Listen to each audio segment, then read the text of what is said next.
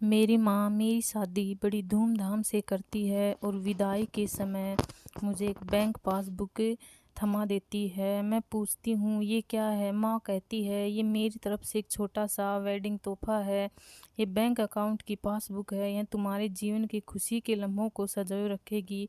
आगे जब भी तुम दोनों ज़िंदगी में कोई खुशी का मौका आए तो अपनी तरफ से इसमें कुछ डिपॉजिट करना, जितनी खुशी उतनी ज़्यादा रकम। और आगे लिख भी देना कि आज ये खुशी का मौका है, इसलिए इतने पैसे जमा किए। आज मेरी बेटी की शादी है तो मेरे लिए खुशी का दिन है, इसलिए मैंने इसमें 1000 रुपये डिपॉजिट कर दिए हैं।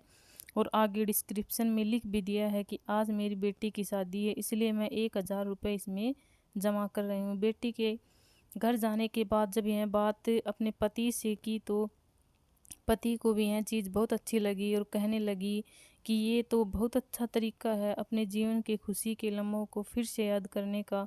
दोनों भी इंतज़ार ही कर रहे थे कि कब इसमें अगला डिपॉजिट हो। दोनों नए नए बहाने ढूंढने लगे थे पैसे जमा करने के। कभी कि आज हम बाहर खाना गए इसलिए 300 रुपये, आज पहली बार शॉपिंग करने गए इसलिए 500 रुपये, आज हस्बैंड का जन्मदिन है इसलिए 800 रुपये, आज वाइफ का दिन है इसलिए 800 रुपये। ऐसे करते करते उसमें एंट्रीज भी बढ़ती गई और अमाउंट और भी उसमें काफ़ी इकट्ठा हो गया। शादी को कई साल बीत जाने के बाद दोनों में कुछ दूरियां होने लगी और फिर छोटी मोटी बातों पर उनमें नोक झोंक होनी शुरू हो गई। फिर कुछ दिनों के बाद दोनों के झगड़े होने लगे और झगड़े बहुत ज़्यादा बिगड़ गए और बात डिवोर्स तक पहुंच गई। इन दोनों ने डिवोर्स लेने का फैसला लिया। अब मैं इस आदमी से डिवोर्स चाहती हूँ। उधर पति भी कहने लगा कि मैं भी परेशान आ गया हूँ, इसके साथ रहकर मैं भी जीना नहीं चाहता, तुम्हारे साथ मुझे भी डिवोर्स चाहिए। माँ ने कहा ठीक है तुम दोनों अलग हो जाना, लेकिन याद है मैंने तुम्हारी शादी के दिन तोहफे में एक पासबुक दी थी। बेटी पासबुक निकाल कर लाई तो उसने देखा कि उसमें बहुत से पैसे जमा हैं। माँ ने कहा जब शादी इतनी ही बुरी थी तो पहले अपनी शादी से जुड़ी कोई याद भी अपने पास नहीं रखनी चाहिए, पहले इसमें जमा रकम को खर्च करना होगा, फिर तुम डिवोर्स ले सकते हो। दोनों ने कहा ठीक है और अगले दिन बेटी पासबुक लेकर बैंक जाती है पैसे निकालने के लिए। पैसे निकालने वालों की लाइन लगी हुई थी तो मैं भी उसमें खड़ी हो गई।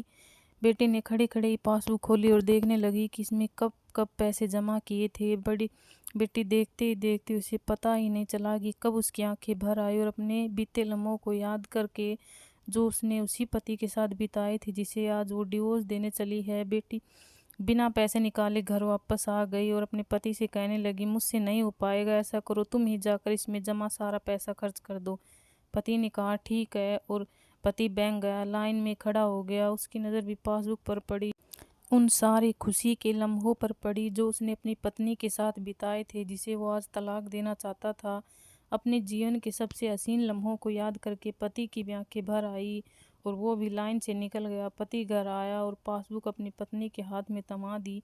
पत्नी पासबुक में देखती है कि आज ही के दिन पति ने 5000 रुपये जमा किए हैं और उसने आगे लिखा है कि आज खुशी का दिन है कि मुझे एहसास हो चुका है कि वो उसे छोड़ने जा रहा था जिसे वो सबसे ज़्यादा प्यार करता है। मैंने फैसला कर लिया है कि अब बाकी सारी ज़िंदगी उसी के साथ बिताना चाहता हूँ। यह देखकर दोनों की आंखें भर आई। यह कहानी उन सभी के लिए है जिनके रिश्तों के बीच दूरियां आ गई हैं। वो पहले आपस में बहुत प्यार करते थे लेकिन अब वो एक दूसरे के साथ रहना पसंद नहीं करते। अगर आपके रिश्ते में भी थोड़ी बहुत दरारें आ गई हैं तो उन दरारों को भरने के लिए कुछ न कुछ कोशिश कीजिए और अपने रिश्ते को बनाए रखिए। उदास हूँ पर तुमसे नाराज़ नहीं, तेरे दिल में हूँ पर तेरे पास नहीं। झूठ कहूँ तो सब कुछ है मेरे पास और सच कहूँ तो तेरे